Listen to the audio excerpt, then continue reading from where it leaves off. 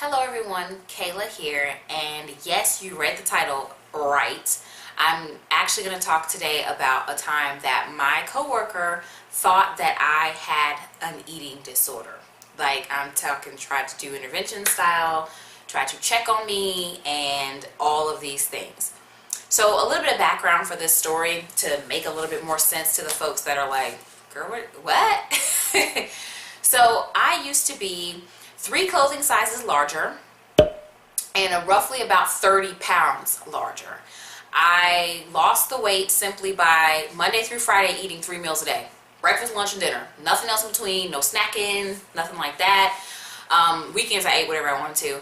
And then I did high intensity interval training for 20 minutes, if that, every 3 times a week. So I really didn't do anything that was super time consuming or super starvingly or and it was very slow weight loss. It took me almost maybe a little over a year to lose the full 30 pounds. And at the time that this story happened, I had been maintaining this weight loss for 3 years or so at the point. A background on the coworker. The coworker knew this. All you gotta do is dig into my old pictures on Facebook and you can see that my face is bigger or whatever. And even people who watch my YouTube channel, if you go back far enough, you can see that my face is larger. So if you really look it, you can see that I may have possibly lost some weight. If you've been suspecting it, yes, I did lose weight in 2013, I want to say. So I have been maintaining the weight loss as maybe 2-3 years or so at this point, and the coworker knew this. The coworker also was very fascinated with everything that I ate. So she would always be looking at my lunch trying to see what I got, because at the time I was a pescatarian, so that means I ate seafood and no other meat. So this is fascinating to her because she liked food, she liked to cook. Me, I don't care about food. So I was like, oh, yeah.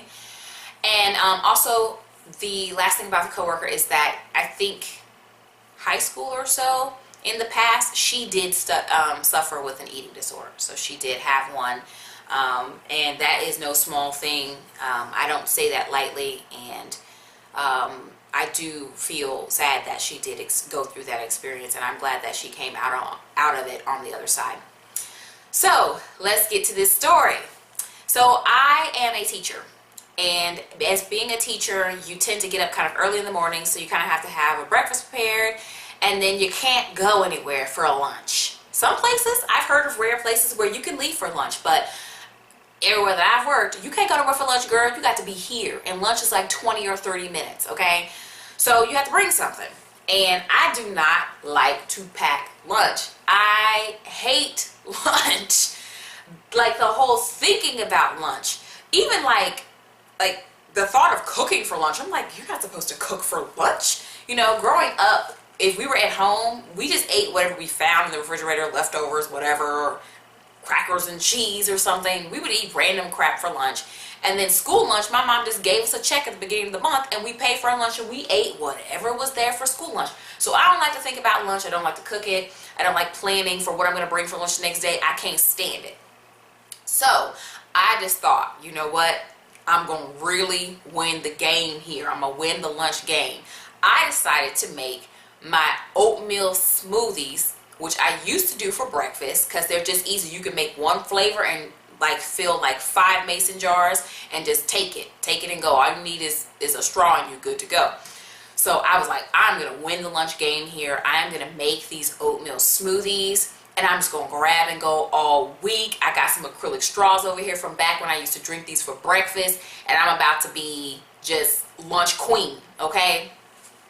So, the week goes by and I have my smoothie when I'm hungry at lunch. And I'm just like, oh, yes, these are satisfying smoothies because my oatmeal smoothies, y'all, they about 400, 500 calories. They ain't no cute smoothie. It's a definitely dense smoothie, okay? So I'm like, oh yes, I'm not hungry, and I didn't have to do any thinking or work for this. I am so excited. And because it was a smoothie, I just stayed at my desk and continued to work because it was just a smoothie. I didn't need to eat or anything, and it doesn't create a smell in my room. So I'll just work through lunch. And we got all the way to Friday. and my brother had come into town for his spring break. For those of you who do not know, I live in Florida. This is when I lived in another part of Florida that is actually more touristy than where I live now.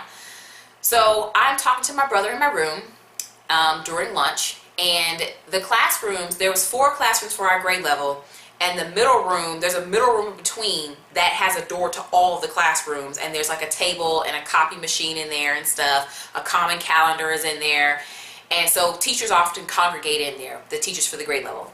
So 2 of my teammates are sitting at the table while I'm talking to my brother. They actually spoke to my brother and everything and that kind of stuff. And so I'm standing in the room talking to my brother, and I'm like, oh, I'm hungry. So I go grab my smoothie, and I continue to talk to my brother. I'm chopping it up with my bro, having my smoothie. And all of a sudden, the coworker from the middle room says to my brother, are you all, no, not to my brother, but she's trying to make sure he can hear. I can tell, listen, I can peep game. She want him to hear. Are you all right, Kayla? You haven't eaten anything all week. And then turns to the next coworker in a dramatic type way, again, trying to communicate to my brother, like, no solid food at all. Like, yeah. Are you okay? I'm really irritated at this, because I'm like, first of all, why are you worried about what I'm doing? Second of all, I'm okay. Why would me having this smoothie mean that I'm not okay? So I say to her, I'm fine, I'm chilling, I'm living. I think that's exactly what I said to her. I'm living. This happened a couple years ago, so I think I said, I'm chilling, I'm living. And I go back and chopping it up with my brother. And so after this happened, I go home. My brother was at my house, and I'm talking to him about it. He doesn't really care about it. He's not concerned. Then I called my mom, and I mentioned it to my mom, because I used to call my mom every day because it was a 50-minute commute to my house. So I called my mom on my way home. My mom didn't care. She was like, oh, I don't know why she's worried about what you're doing. You shouldn't let that affect you, Kayla, so on and so forth. And, my mom doesn't care. I tell my husband about it. My husband doesn't care, because you know what? The people in my life that know me are not concerned about me having an oatmeal smoothie for lunch. They don't care. They know me well enough that if there really was a problem, they would see the signs and they would know what really is an issue, and that what really is concerning for me. So I'm not done though. Y'all might be like, well, girl, what you talking about? That's not that big of a deal. Oh, I'm not done. So for the entire week after that, I was a little shamed. I was embarrassed. I'm one of those type of people that gets embarrassed and that kind of stuff. And I don't like a lot of attention on me and stuff. So I decided to just bring leftovers, slep up some sandwiches, find some microwave soup, that kind of stuff that I was eating before for lunch. Living day to day to make it to lunch, trying to find something for lunch. And so I did that for the week. And because I was irritated with her being in my business, worrying about if I'm eating solid food or not, I decided to eat at my desk. I didn't care if there was a smell in my room. I don't want to sit in there because it was just irritating to me. Like, I can't explain to y'all why it bothered me. Some people won't get it, but I wanted to eat in my room. And every single day that week, y'all, every single day, black girl, clap on this, she came to that door that opened into the middle room. Did you eat today? I'll hold up my food and put it back down. Yeah. And I was just really irritated the whole time. Now, what I will say, and I'm probably going to put it into the beginning of the video, eating disorders are not a game. They are serious, and I am grateful that the coworker was concerned, but the way that she showed her concern clashed with a person like me. I don't like people in my business. I don't like people clocking what I'm doing. And I lost my weight the healthy way. I did not starve myself. Starvation is not cute, and that's that. Because another coworker had, who knew about the weight loss too, asked me how I did it. And I was like, oh, I did blah, blah, blah. And she was like, oh, just checking because, make sure you didn't starve yourself or something.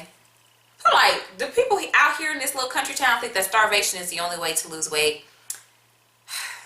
Whatever. But that's my story. Eating disorders are very serious though, and they are often swept under the rug when it comes to the black community. And people of color have eating disorders too, even though I am not among them. It does happen and it is serious. So thank you guys for listening to me ramble on and tell my story and just be talking. And make sure that you leave a comment, thumbs the video up if you enjoyed it, and I will talk to you guys in my next video.